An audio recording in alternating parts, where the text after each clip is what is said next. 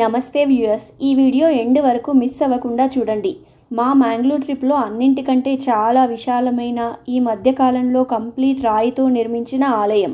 ఇక్కడ స్థలం, దేవుడు, అమ్మవారు అన్నీ చాలా పురాతనమైనవి. అగస్త్య మహర్షి, శంకరాచార్య కాలం నాటివే, కానీ టెంపుల్ని క్రొత్తగా పునర్నిర్మించారు. ఈ మధ్య టెంపుల్స్ని డిఫరెంట్గా కట్టి జనాలను అట్రాక్ట్ చేస్తున్నారు కదా, అలా కాదు, ఇది చాలా ఓల్డ్ టెంపుల్ హిస్టరీ. దీన్ని బాగు చేసి చాలా విశాలంగా, అద్భుతంగా మళ్ళీ కట్టారు. ఈ విశాలమైన క్షేత్రం ప్రాంగణంలో ఎంట్రన్స్ దగ్గర పెద్ద ఆంజనేయ స్వామి కూర్చొని పెద్ద కాళ్లతో, పెద్ద పాదాలతో ఉంటారు. ఆంజనేయ స్వామి కూర్చున్న మండపం కింద పెద్ద కూర్మ తాబేలు కూడా ఉంటుంది.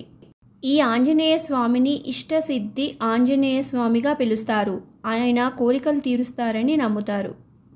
ఈ ఆలయంలోకి ఇంకా ముందుకు వెళ్తూ ఉంటే అన్ని రంగులలో మందార చెట్లు, రకరకాల మామిడి చెట్లు, అనేక రకమైన చెట్లతో పార్క్ చాలా బాగుంది. ఇక్కడ 2 గుర్రాలు కూడా ఉన్నాయి. ఇవి మేబీ భగవంతుడి ఉత్సవాలలో యూజ్ చేస్తారనుకుంటా.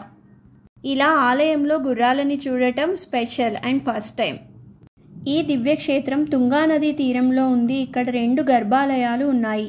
ఈ టెంపుల్ తుంగా నదీ తీరంలో పెద్ద చెట్ల నడుమ పచ్చటి ప్రకృతి మధ్యలో విశాలంగా ఆలయం చాలా బాగుంది. ఈ ఆలయం ఎంట్రన్స్ పెద్ద సింహద్వారాలతో చాలా విశాలంగా ఉంది. ఆలయం ముందు గరుడ ఆలయం, లక్ష్మీనారాయణ స్వామి ఆలయం, ఆంజనేయ స్వామి ఆలయం అండ్ అగస్త్య మహర్షి మూర్తి కూడా ఉన్నాయి. 2 గర్భాలయాలలో ఒకటి మరకత శ్రీ లక్ష్మీ నరసింహస్వామి, మరొకటి అమ్మవారు శ్రీ శారదా పరమేశ్వరి దేవి. అందుకే ఈ క్షేత్రం పేరు హరిహరపుర. ఇక్కడ తుంగా నది ఉత్తరవాహిని. పురాణాల ప్రకారం ఉత్తరవాహిని క్షేత్రాలు సిద్ధక్షేత్రాలు. ఇక్కడ భక్తుల భక్తికి, సేవకి భగవంతుడు త్వరగా కరుణిస్తాడు. అందుకే ఇవి సిద్ధక్షేత్రం. ఈ హరిహరపురకి 2 మరో పేర్లు ఉన్నాయి. ఒకటి దక్ష క్షేత్రం, రెండవది కపాలం.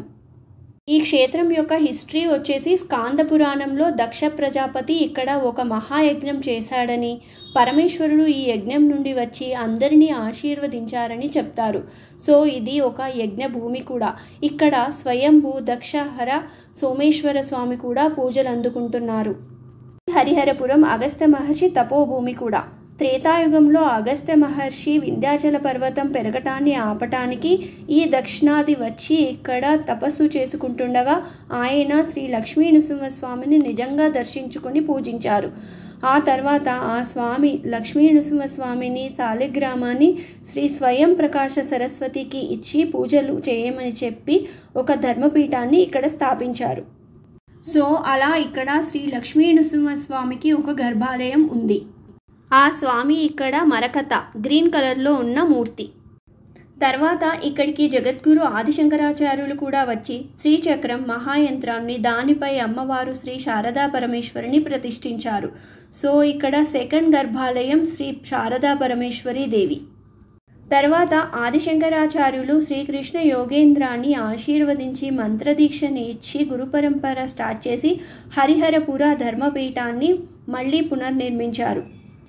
ఈ హరిహరపుర ధర్మపీఠం జగద్గురు ఆదిశంకరాచార్యులు స్వయంగా ఏర్పాటు చేసిన పీఠాలలో ఒకటి.